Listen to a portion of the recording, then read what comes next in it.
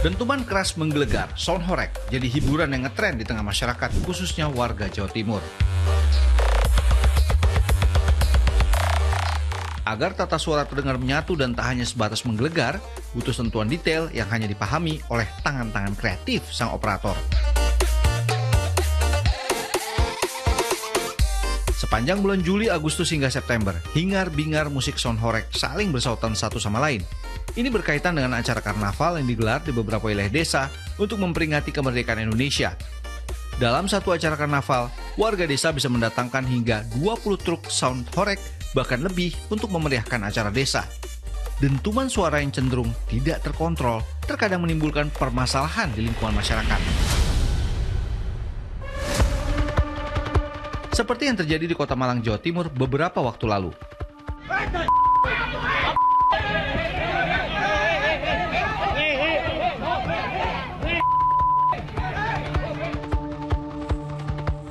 Bahkan di beberapa kasus lain, getaran dari suara bass yang terbilang tinggi mampu merontokkan genteng warga. Pertunjukan acara parade karnaval sound horeg menonjolkan suara keras dan bass yang kuat, hingga penonton yang menyaksikannya ikut bergetar. Itulah makna di balik istilah horeg yang dalam bahasa Jawa mengandung arti bergetar hebat. Disinilah muncul pro kontra di masyarakat. Sebab belakangan adu suara yang keluar dari speaker jumbo itu seperti lepas kendali. Bahkan Majelis Ulama Indonesia MUI Jawa Timur menggaungkan fatwa haram terkait kegiatan sound horeg. Sound dengan kapasitas suara yang ekstrim, yang melebihi dari batas normal, yang rata-rata kalau sound horeg itu 135 desibel bahkan lebih, itu ada unsur idza, membahayakan. Sound horeg dengan kapasitas suara yang dikeluarkan ekstrim, yaitu sekitar 135 desibel, itu haram.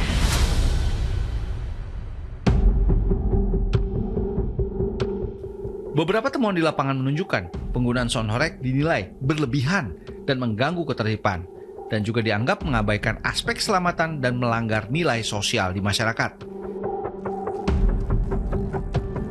Seperti keterlibatan anak-anak yang ikut menjadi peserta karnaval di tengah bisingnya suara sound system yang begitu memekakan telinga dengan durasi yang cukup lama. Bising itu terlalu keras akan bisa menyebabkan pendengaran itu terganggu. Kalau kena suara yang keras, dia akan menyebabkan kerusakan yang bersifat permanen yang tidak bisa sembuh. Disarankan ya seharusnya tidak lebih dari 85 desibel. Pemerintah Jawa Timur akhirnya mengeluarkan surat edaran untuk mengatur kegiatan sound horeg.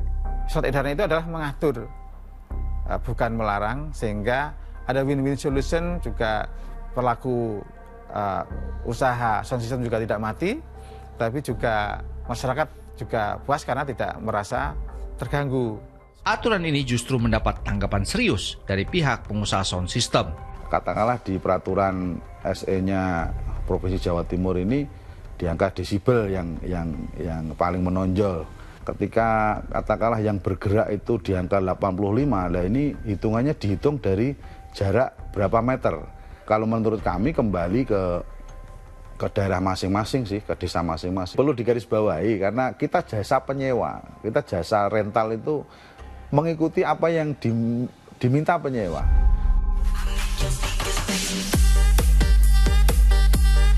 Sound horeg lagi di puncak kejayaan, mendapat tempat di hati para penggemarnya. Pertunjukannya pun laris manis digelar di beberapa daerah, bahkan tidak jarang dilakukan sampai malam.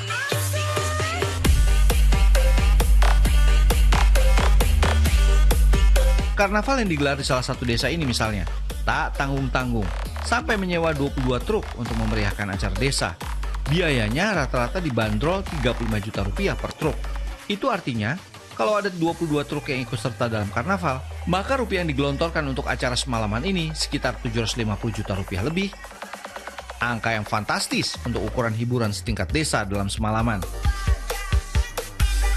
Oleh karenanya, beberapa pihak yang berseberangan menganggap kegiatan ini hanya membakar uang sia-sia. Kita diminta urunan 500.000. Anak kami itu malah diminta lagi 200.000 lagi, dibebani lagi dengan kostum. Ya walaupun itu dicicil, tapi itu kan beban bagi kami yang hanya seorang petani.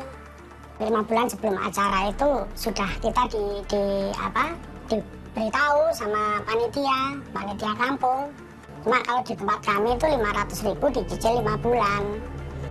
Kalau nggak ngikutin aturan ini ya dipanggil tuh sama dari situ kayak dihakimin gitu. Semua pada nggak berani.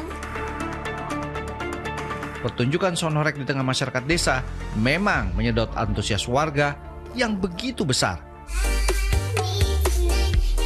Di balik pro kontra di tengah masyarakat, sound horeg merupakan ladang cuan. Bahkan, beberapa wilayah yang menggelar karnaval sound horeg, warga ikut merasakan dampak positifnya secara keekonomian. Sound horeg ini memang ada dampak positifnya terhadap masyarakat. Pertama, perputaran ekonominya, perputaran uangnya. Terus kedua, dampak hiburannya masyarakat kan juga butuh hiburan. Pedagang-pedagang itu sangat banyak. Pedagangannya tidak hanya dari wilayah Nyancar, tapi dari wilayah kecamatan juga ada yang ke sini. Untuk membuat suara yang ngebom di telinga sesuai permintaan pasar, penggunaan sound system juga tidak bisa asal-asalan. Tak jarang, demi mengejar dentuman bass yang kuat, 8-12 subwoofer ditempel di belakang bodi truk. Kerasnya suara dentuman sound horeg juga berpeluang mendatangkan kerusakan properti. Kaca-kaca bangunan rumah di sini bahkan sampai diplester lakban. Pemilik menyadari getaran kuat yang muncul bisa menghancurkan kaca rumahnya. Getaran super strong sound horeg yang disebut-sebut mampu melampaui 130 desibel dapat saja merusak bangunan dan merontokkan genteng rumah warga, seperti yang tergambar kali ini. Sempat adu mulut dengan pengusaha sound horeg untuk minta ganti rugi, namun akhirnya pihak panitia menyepakati untuk bertanggung jawab membenahi kembali genteng yang ambrol sebelumnya. Belum lama ini di Lumajang, Jawa Timur, karnaval sound horeg menjadi viral lantaran seorang ibu mendadak pingsan dan berujung meninggal dunia. Belum diketahui pasti penyebab meninggalnya korban, tapi yang jelas sebelumnya korban dalam kondisi sehat walafiat saat menonton sound horeg. Sebuah penelitian menjelaskan korelasi antara suara bising dengan faktor resiko terhadap makhluk bernyawa.